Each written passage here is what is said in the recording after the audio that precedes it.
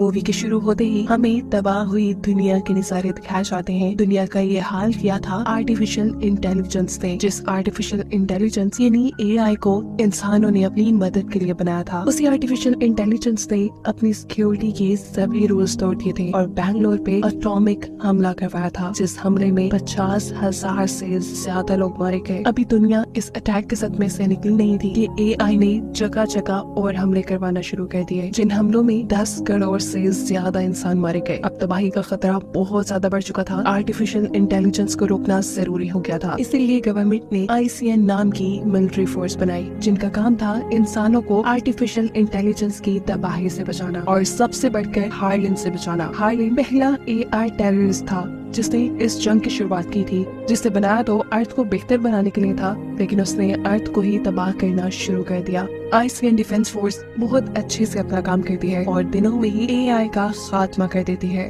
अपने आप को हारता देखकर हार्लिन की दुनिया छोड़कर चला जाता है और पीछे छोड़ जाता है एक मैसेज कि मैंने जो शुरू किया है वो मैं ही खत्म करूंगा। यानी दुनिया से खतरा भी टला नहीं था। कहानी आगे बढ़ जाती है और हमें 28 साल बाद का वक्त दिखाया जाता है। इन 28 सालों में दुनिया में तकरीबन अमन और सुकून ही रहा, लेकिन अब ICN को आर्टिफिशियल इंटेलिजेंस के किसी एक आदमी के इस दुनिया में होने की खबर मिली थी। इसलिए ICN एक बिल्डिंग पर रेड करती है जहाँ मौजूद सभी इंसानों को वो अपने स्कैनर से स्कैन करने लगे और वहीं उन्हें मिला एक आर्टिफिशियली इनहेंस्ड इंसान। यानी है वो इंसान ही, लेकिन आर्टिफिशियल इंटेलिजेंस ने उसे और उसकी पावर्स को मॉडिफाई करके अपना गुलाम बनाया हुआ है। ICN उसे पकड़ने में लग जाती है, पर ये इतना ताकतवर था कि ICN के ट्रेन्ड पावरफुल सोल्जर्स को भी खिलौनों की तरह उठा उठा कर था। इस आदमी का नाम था कास्का, जिससे ये लोग बहुत मुश्किल से बिजली के झटके देकर कंट्रोल में लाते हैं। सीन कट होकर हमें एटलस से मिलवाया जाता है, मूवी की मेन कैरेक्टर और ICN की टेररिस्ट एनालिस्ट, जो आर्टिफिशियल इंटेलिजेंस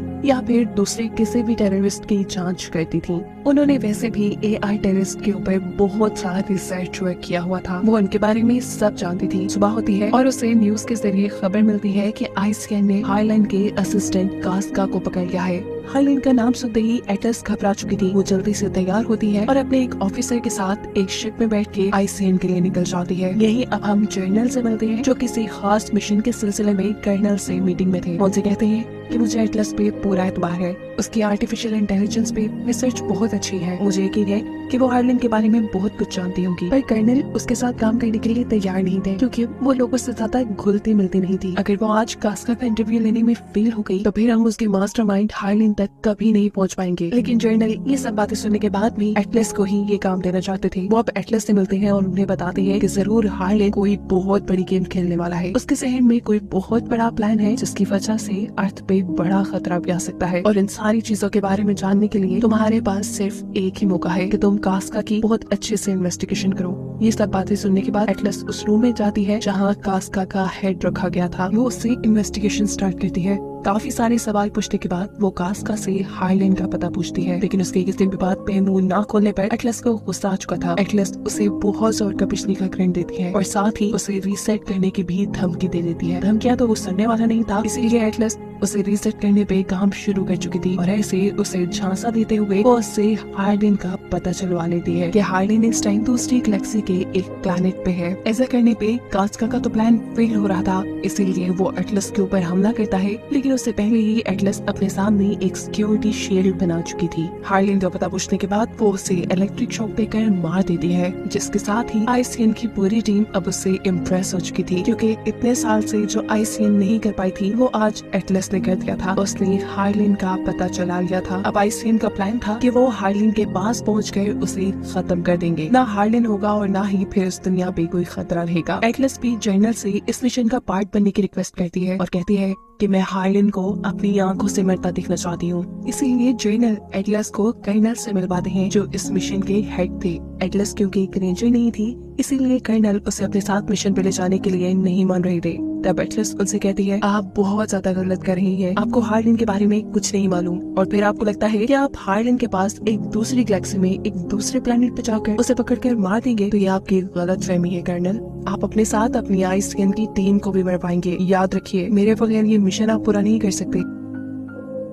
एटलस की बातें सुनकर कर्नल अब उसे एक रोबोट से मिलवाते हैं। ये रोबोट असल में एक सूट था जिसके अंदर रेंजर्स बैठकर एआई से लड़ते और इस रोबोट को इंसान से एक न्यूरल लिंक डिवाइस के जरिए कनेक्ट किया जाता था। पता चलता है कि ये न्यूरल लिंक डिवाइस एटलस की मॉम ने ही बनाई थी, जो आईसीएम की एक साइंटिस्ट थी। इस डिवाइस के बारे में सुनते ही वो कर्नल पर चिल्लाने लगती है, लेकिन कर्नल उसे रिलैक्स करते हैं और कहते हैं, मैं चाहता हूँ कि तुम्हारी मॉम के साथ जो कुछ भी हुआ, लेकिन ये डिवाइस बिल्कुल सेफ है क्योंकि इसे मॉडिफाई कर दिया गया है। कर्नल उसे समझाते हैं कि वो इन बड़े बड़े रोबोट्स और अपने बहुत बड़ी सी स्पेसशिप के जरिए, जिसके अंदर एक पूरे प्लैनेट को तबाह करने जितना बॉम्ब भी है, उसके जरिए हार्लिन को हरा देंगे। लेकिन पता नहीं क्यों एटलस के दिल में अभी भी कोई डर था। वो जर्नल से उनके मिशन में जाने की जिद करती है। जर्नल मान जाते हैं और ऐसे कर्नल को उसे अपने साथ मिशन में ले जाना पड़ता है। जैसे ही उनकी स्पेसशिप अर्थ से बाहर निकलती है तो हम देखते हैं कि अर्थ की इर्द गिर्द बहुत सी लेजर सिक्योरिटी बनाई गई थी। इसी हाईटेक सिक्योरिटी से बहुत सी चेकिंग करने के बाद ही ये स्पेसशिप अर्थ के एटमॉस्फेयर से बाहर निकली थी। इस हाईटेक सिक्योरिटी को बनाने का मकसद भी यही था कि हार्लिन दुनिया तक ना अप्रोच कर पाए।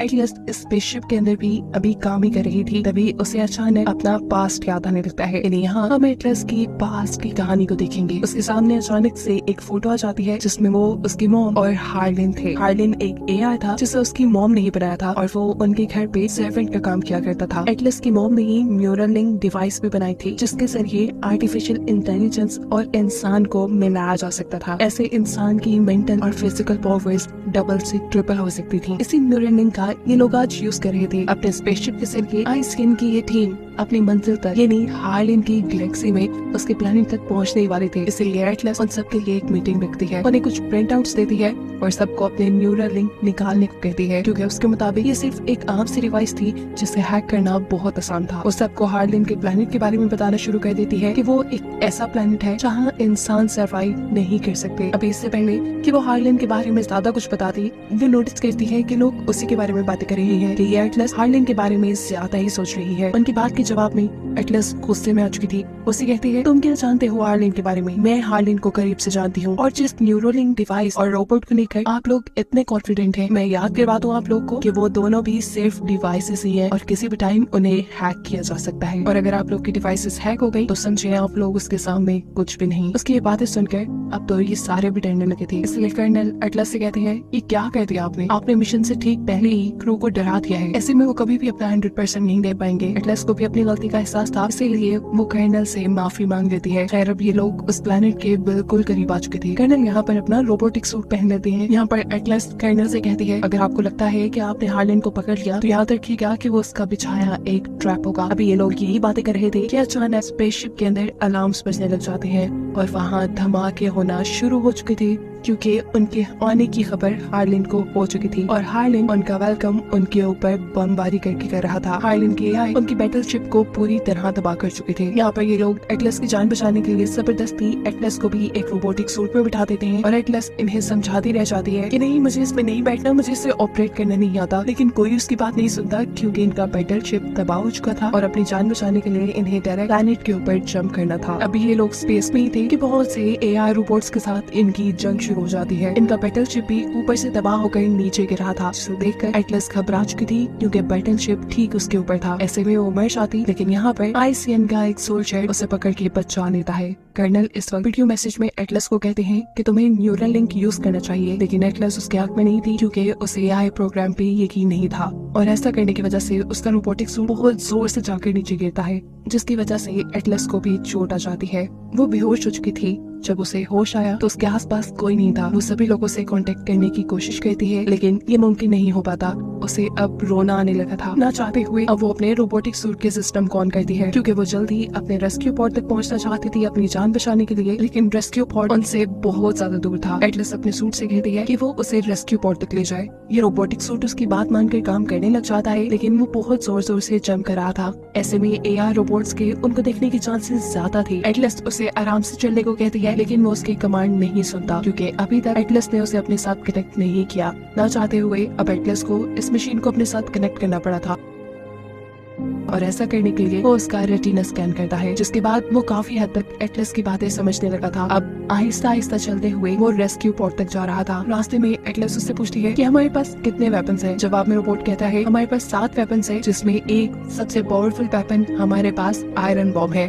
एक ऐसा बॉम्ब जो आधे प्लैनेट तक को तबाह करने की ताकत रखता है। ये रोबोट एटलस को अपना नाम स्मिथ बताता है, लेकिन एटलस कहती है नाम बताना कोई जरूरी था, तुम तो एक कंप्यूटर प्रोग्राम हो। जवाब में वो कहता है नहीं ऐसा नहीं है। चलते चलते ये लोग काफी आगे तक पहुंच जाते हैं, उस जगह जहाँ इनका स्पेसशिप तबाह हुआ था। यहाँ वो देखती है कि ICN का कोई सोल्जर भी जिंदा नहीं बचा था, क्योंकि सबको ही आर्टिफिशियल इंटेलिजेंस के रोबोट्स ने मार डाला था। एटलस ये सोच के दुखी थी कि इन सब को मारने वाला हार्लिन ही है। वो अब अपने रोबोटिक सूट से इन सब लोगों के टैग इकट्ठे करने को कहती है, जिसके बाद वो इन सब के लिए प्रे करती है कि गॉड इनकी सोल को पीस दे और इनकी सोल्स को हेवन में ले जाए। वो यहाँ कर्नल के रोबोटिक सूट के पास जाती है, लेकिन देखती है कि कर्नल अपने सूट के अंदर ही दे। इधर करीब ही उसे कास्का भी नजर आ जाता है, हार्लिन का असिस्टेंट। लेकिन वो सोचती है कास्का को तो उसने खुद मारा था, पर फौरन ही उसके जहन में ये भी बात आ जाती है कि हार्लिन ने जरूर दूसरा भी बना लिया होगा। देखते ही देखते यहाँ पर बहुत से AI रोबोट्स आ चुके थे, जिनकी नजर अब एटलस पे भी पड़ गई थी। वो एटलस पे हमला करने के लिए आगे बढ़ते हैं और इनसे बचने के लिए एटलस आगे की तरफ भागते हैं। आगे तूफान आ रहा था, उसने ये देखा नहीं और वो तूफान में फंस चुकी थी। मुश्किल से वो तूफान से निकलती है तो अब सामने दोबारा रोबोट्स उसे मारने के लिए खड़े थे। ये बहुत सारे थे। वो इनसे लड़ नहीं सकती थी क्योंकि वो रेंजर नहीं थी, उसे वेपन्स यूज करना नहीं आते थे। इसीलिए वो अपने रोबोट को ये ऑर्डर देती है कि वो यहाँ आयरन बॉम्ब यूज करे। हालांकि रोबोट ये करना नहीं चाहता था,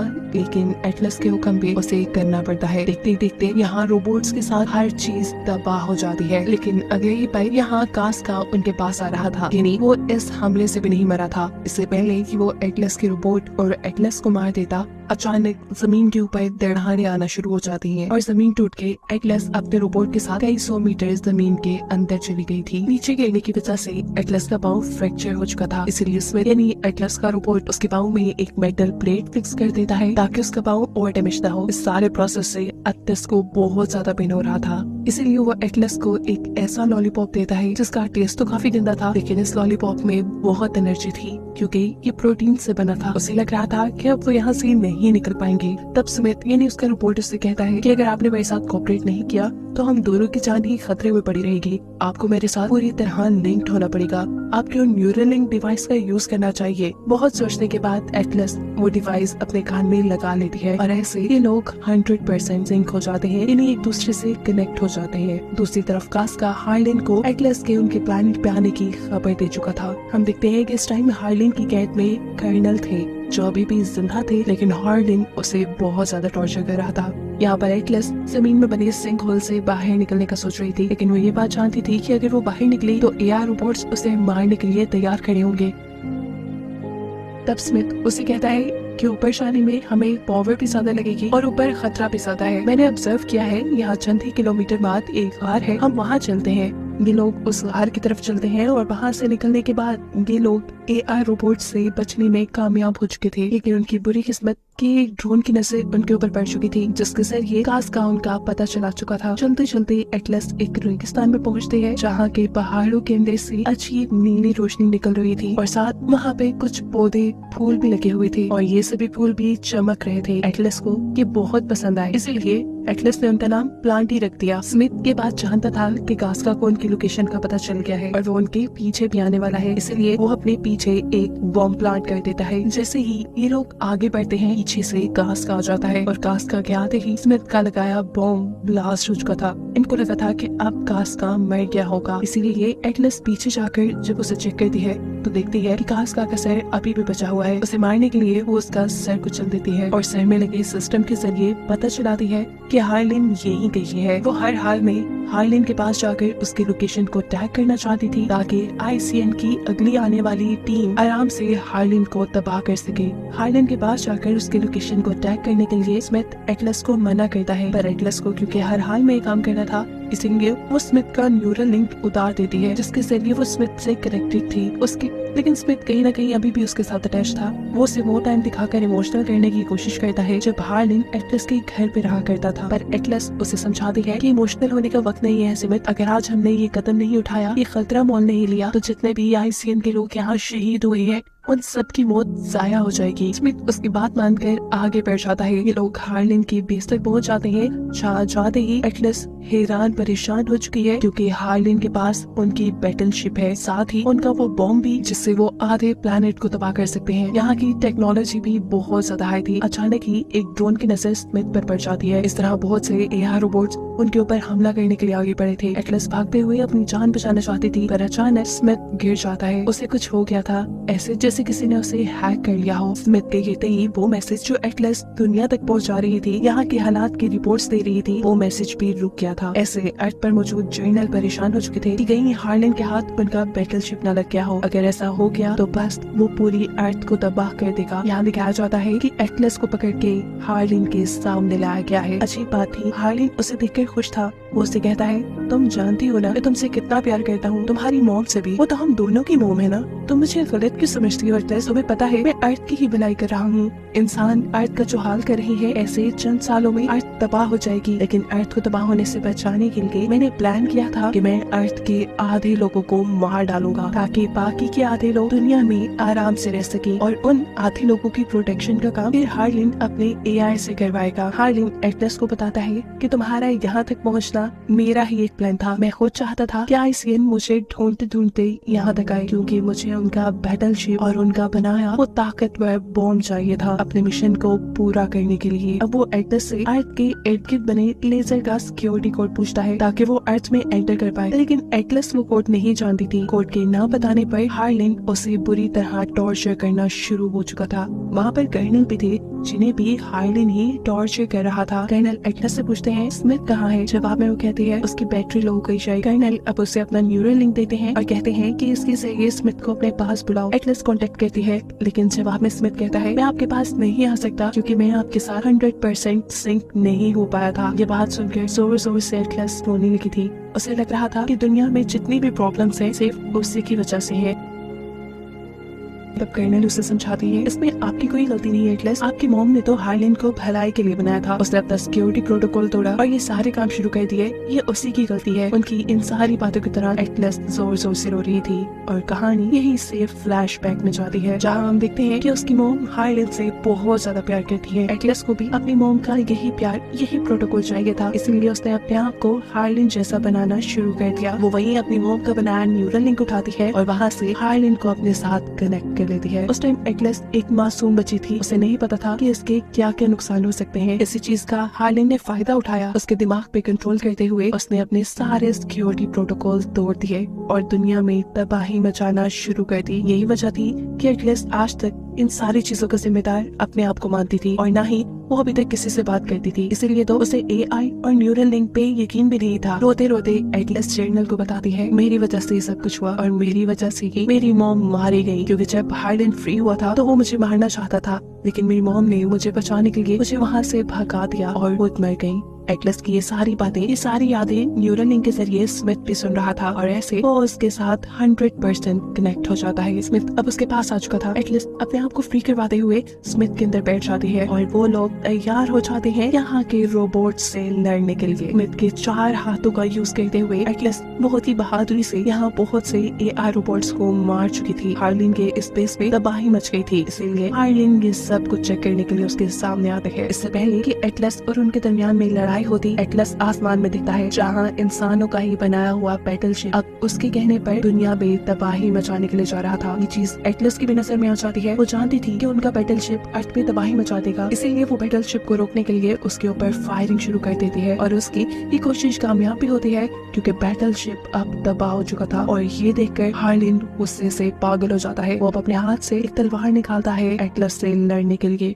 अपनी इस तलवार के जरिए वो स्मिथ से लड़ रहा था। स्मिथ के साथ तो एटलस भी कनेक्टेड थी, क्योंकि वो हार्लिन को जानती थी, इसीलिए जल्द ही वो हार्लिन के मूव्स समझते हुए उसके मूव्स का सामना करना शुरू कर चुकी थी। ये नहीं कहने कि वो अपने डिफेंस में लड़ रही थी, लेकिन इसमें वो ज्यादा कामयाब नहीं हो पाती। हार्लिन स्मिथ के पावर सिस्टम पर हमला कर चुका था, जिसकी वजह से अंदर एटलस को भी काफी ज्यादा बिजली के झटके लगते हैं और वो बेहोश हो जाती है। एटलस को बचाने के लिए स्मिथ अपने आप को खोल देता है और एटलस को अपने अंदर से बाहर निकाल देता है। साथ ही साथ वो अपने दूसरे हाथ से हार्लिन से लड़ भी रहा था और उसे एटलस तक आने से रोक भी रहा था, पर ज्यादा देर हार्लिन को वो भी ओवरपावर नहीं कर पाता। हार्लिन अब उसके एआई सिस्टम के ऊपर ही हमला कर देता है और इससे पहले कि वो उसके बाकी बाकी सारे सिस्टम भी तबाह कर देता। पीछे से कोई हमला करते हुए हार्लिन को ही मार चुका था। ये एटलस थी जिसे होश आ गया था। वो यहाँ प्यार से स्मिथ को देखती है क्योंकि अभी स्मिथ ने उसकी जान बचाई थी। स्मिथ और वो अब दोस्त बन चुके थे। ना चाहते हुए भी एक और मर्तबा एटलस ने एक एआई से दोस्ती कर ली थी। यहाँ स्मिथ एटलस को बचाने के लिए अपने आप को डिसेबल करने का फैसला करता है क्योंकि जिस प्लेनेट पे वो है वहाँ पर इंसानों का सरवाइव करना आसान नहीं। उनके पास इतनी ही पावर है कि अगले चंद घंटों के लिए एटलस को ऑक्सीजन मिलती रहे। अब एटलस क्योंकि स्मिथ को पसंद करने लगी थी इसलिए वो नहीं चाहती थी कि स्मिथ डिसेबल हो। और यहाँ स्मिथ उसे कॉफी वाला लॉलीपॉप देकर अपने आप को डिसेबल कर देता है, जिसकी वजह से एटलस इमोशनल हो जाती है। थोड़ी ही देर बाद आईसीएन की टीम एटलस को रेस्क्यू करने के लिए यहाँ आ चुकी थी, जिसके बाद सीन कट होकर हम एटलस को दुनिया में देखते हैं। यहाँ उससे जर्नल मिलने आए हैं और वो उससे कहते हैं गेस करो मैं तुम्हारे लिए क्या गिफ्ट लेकर आया हूँ। एटलस कुछ नहीं बोलती तो जर्नल एक बॉक्स खोलते हैं। उसके अंदर वही पौधा था जिसे हार्लिन के प्लेनेट पे एटलस ने प्लांटी का नाम दिया था और ये एटलस के लिए उसका दोस्त स्मिथ ही गिफ्ट लेकर आया था। उस दिन जितने भी लोग मरे थे उन सबके पेरेंट्स एटलस का शुक्रिया अदा कर रहे थे क्योंकि उसकी वजह से उनके टैग्स वापस आ पाए। एटलस यहाँ खामोश हो जाती है और जर्नल वापस जाने के लिए मुड़ जाती है। एटलस जर्नल को रोकती है और कहती है शुक्रिया मुझ पे यकीन करने के लिए। उनकी यकीन नहीं तो एटलस को इस काबिल बनाया था कि उसने हार्लिन को एक दूसरे प्लेनेट पे हरा दिया था और अब एटलस की वजह से ये दुनिया बिल्कुल सेफ थी। एटलस अब एक रेंजर बन चुकी थी और यही तो वो हमेशा से बनना चाहती थी। हम देखते हैं कि वो नए एआई रोबोट सूट का टेस्ट करने के लिए गई है जिसे उसने अपने अकॉर्डिंग डिजाइन किया था। उसमें बैठने के बाद वो अपने आप को रोबोट से 100% सिंक कर लेती है बिना डरे, क्योंकि ये रोबोट उसका वही दोस्त स्मिथ ही था जिसे भी उस दिन रेस्क्यू कर लिया गया था। स्मिथ के साथ एटलस काफी कॉन्फिडेंट फील कर रही थी और उसी को दिखाते हुए कहानी यहाँ खत्म हो जाती है।